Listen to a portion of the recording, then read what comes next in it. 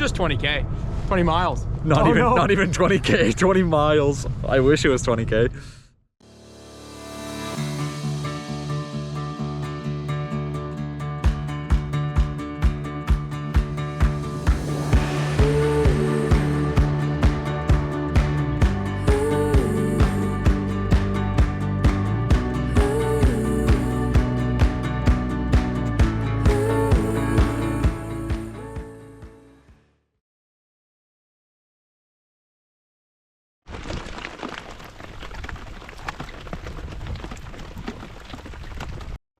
Okay, we're just sitting here in lock number 10. We just left a River Angels house, and we ended up being there at the same time as some other through paddlers, which was awesome. We just hung out, ate pizza, and chatted all night. And we're actually gonna try, they're gonna go to the next town, which is Dubuque, and we're gonna try and meet them there. It's a 33-mile day, and we've got a tailwind, which is good, but it's supposed to be like raining all day, and there's a chance of thunderstorms too, and like the wind is picking up like crazy, and the skies are really dark. But we're just gonna hopefully just push as fast as we can to try and get to Dubuque, because we've got a spot to stay inside, which is nice, and tomorrow's supposed to be even worse. Is that thunder, Pep?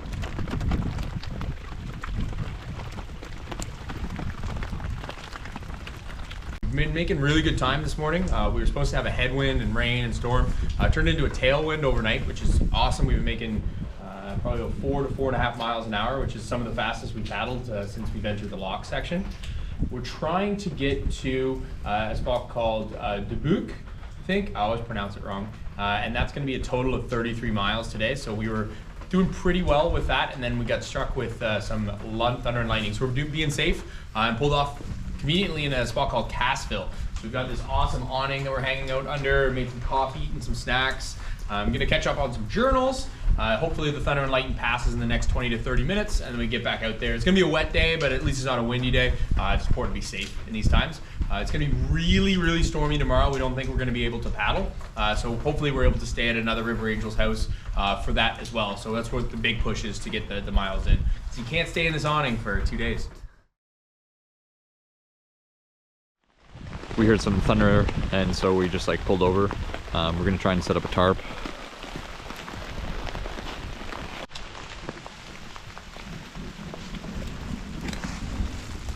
This isn't gonna be long enough.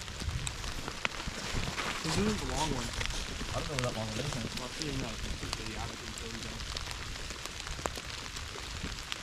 Don't get that in like through the fucking aisle. Okay. Yeah.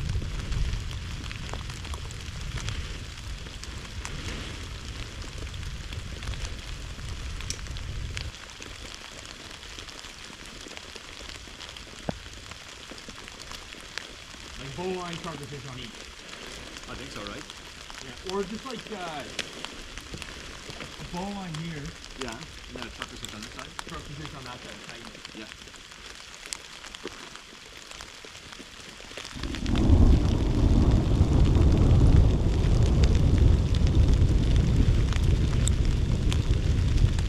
I think it's not good at knots. Me neither, dude. I'm trying to remember how to do the first. Pretty good there.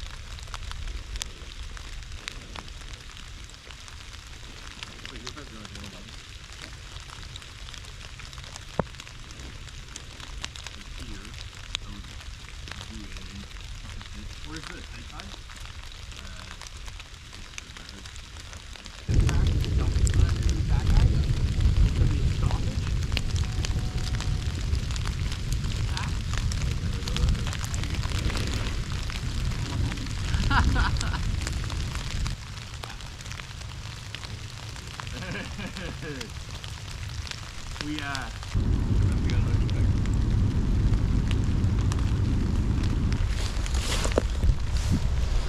Not bad. We should have studied our knots way more though. It's gonna do for today.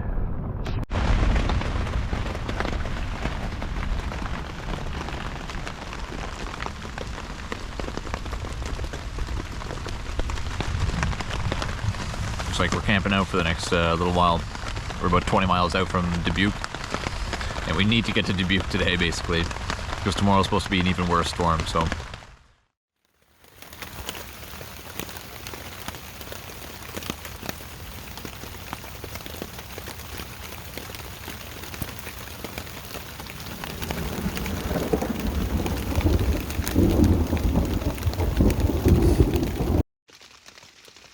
Okay, what we have to do, we've got to take all our bags, throw it in the canoe.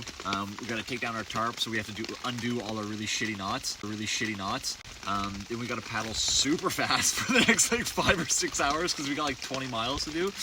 We have to get to the city of Dubuque because tomorrow's going to be even worse weather-wise. So it's paramount that we get there tonight. Okay, we've taken out our shelter. Time to make a mad dash to Dubuque. Just a quick 20K. Just 20K. 20 miles. Not even 20K, 20 miles. I wish it was 20K.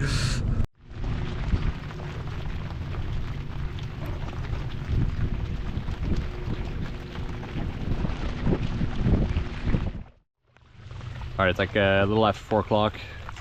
We've been paddling for maybe an hour and a half. We haven't had any thunder and lightning. We're like probably 11 miles out from Dubuque, and our other through paddlers that are up ahead of us found a spot for us to stay, and they said there's warm beds and warm food waiting for us. So it looks like we're probably gonna get there late. We're gonna be paddling in the dark for sure tonight, but man, we're almost there.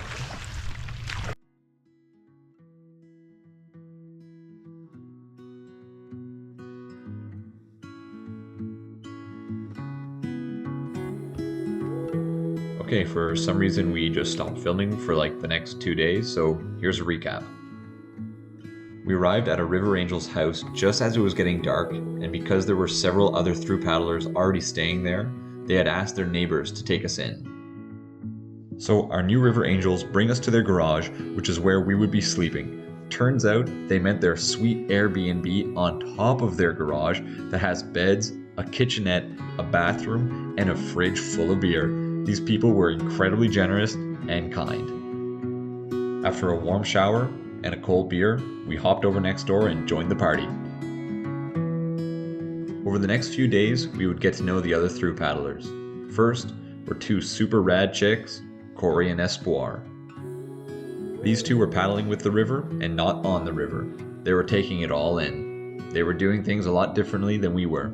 While we were trying to crush big days in beast mode through portages, they were accepting whatever the river gave them. The river was not to be conquered. It was something we couldn't beat. It was a river. It was the life force of everything around us as far as the eye could see. The river was beautiful, and it was to be respected. And they warned us to stay away from a colonialist viewpoint, which would be one of the most important lessons we would learn while paddling the mighty Miss. Now, the other 2 paddlers, Jordan and Carlos. They were on a different journey too. Jordan had started the trip with a different paddling partner only a week before us. Unfortunately, his original partner bailed on him after only a few days, leaving Jordan alone to paddle the 2,000 river miles that lay ahead. Fortunately for him, his friend Carlos, who had no experience canoeing or even camping really, decided to hop on a plane and join the adventure. He didn't plan on doing the whole trip to the Gulf of Mexico, but promised Jordan he would get him as far as he could. And that's exactly what he did when the pair landed in Dubuque, Iowa. Carlos had given all he could.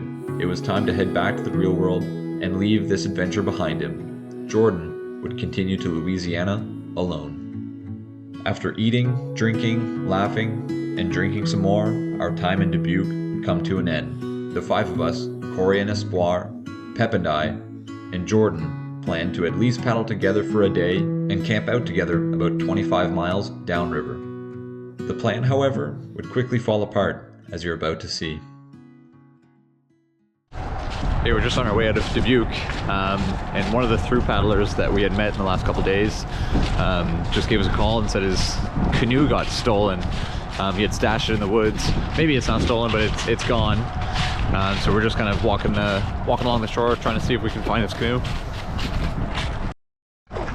No luck on finding Jordan's canoe. The River Angel that we stayed with for the last 2 days is actually going to lend him I think he's just gonna lend him a canoe for the next little while. Maybe until he finds or buys another canoe or something. The River Angel's daughter is actually canoeing with him for the next week as well. So we kind of got it sorted for the time being, which is pretty awesome. But yeah, we'll see what the next week brings for him. A few moments later. So, turns out shortly after the two set off, they realized that the canoe was too small. So, Jordan, along with his new paddling partner, turned back around. The neighbor would come to the rescue one last time and lend Jordan a kayak. Now, beggars can't be choosers, but let's be clear. His new boat that was supposed to get him over 1,500 miles to the Gulf was a 12-foot sit-on-top kayak with no dry storage. You might be able to tell, but after losing 3 paddling partners and a canoe, Jordan wasn't the type of guy to just give up and go home. He set off once again with his goal unchanged, the Gulf of Mexico. Good morning. It is day 32. I think it's 32, could be 31, could be 33. Today's kind of all mixing together. We just locked through the town of Bellevue. We're chasing the elusive 40-mile mark today. So with a nice tailwind and good weather, we might be able to make it down to the town of Clinton, where we hope to find a diner. We'll see. So a couple big milestones. So I'm not sure if you're gonna be able to see in the video or not, but behind me is Lock Dam 13. We think this is the halfway point of locks. There's a few that aren't really named, so we're about halfway done locks, which is gonna be fantastic. Then we're gonna be flying down the river. We actually just spoke to the first person that we've actually has finished the Mississippi River, so we got a little bit of advice from him, which is really exciting. Everyone has kind of done little chunks or legs of the river along the way, but this is the first guy that did it. It took him 73 days total, so very interesting stuff. And more importantly, we're chasing down that 40-mile day, and we're gonna hit it. So in the next 2 miles, we're gonna break 39, and then we're gonna finish off in the town of Clinton at 40 miles. So all great stuff.